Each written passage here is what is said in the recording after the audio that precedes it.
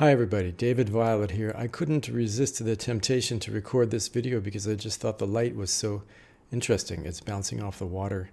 And anyway, I just decided, hey, just do it. And what I wanted to talk about is something that is quite elementary for most of us interpreters.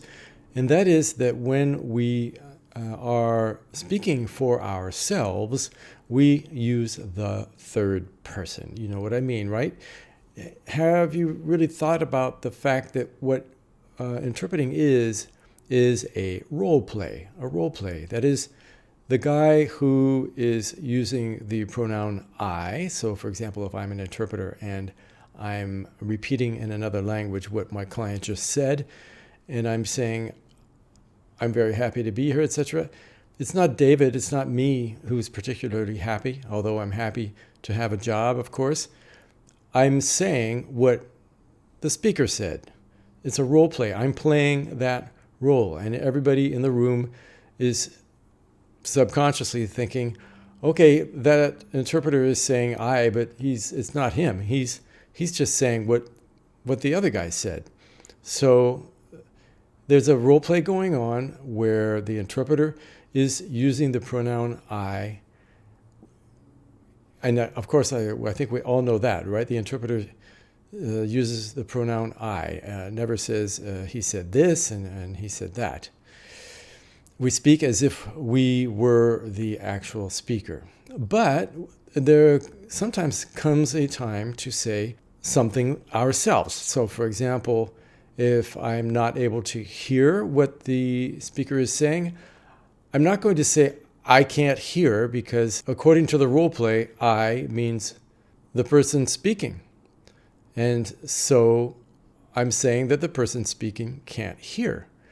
So I switch to the third person. And instead of saying he, I would say the interpreter can't hear. And I have a little anecdote to tell about that. When I was going to interpreting school in France, we used to do lots of jobs just to get some practice. And we interpreted for an organization. It's called the Comité Catholique contre la faim et pour le développement. It's a Catholic humanitarian organization. And they would invite people from all over the world to France who, for their purposes, would meet people. And one time they invited a Brazilian bishop. And this was in the 80s, during a period when in Latin America you had the liberation theology. That is, lots of Catholic bishops were taking the side of the poor. And this was not necessarily approved of by the church hierarchy. And this Brazilian bishop was one of them. And he came, and he was quite outspoken.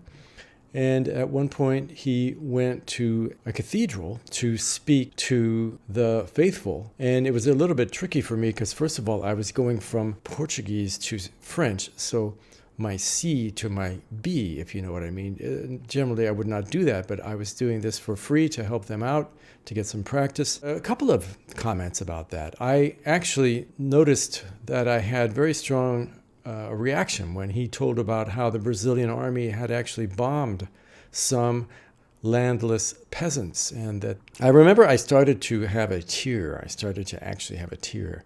And I had to say to myself, hey, David, you can't afford this. You can't let yourself do that. And so I got a grip of myself and I kept going.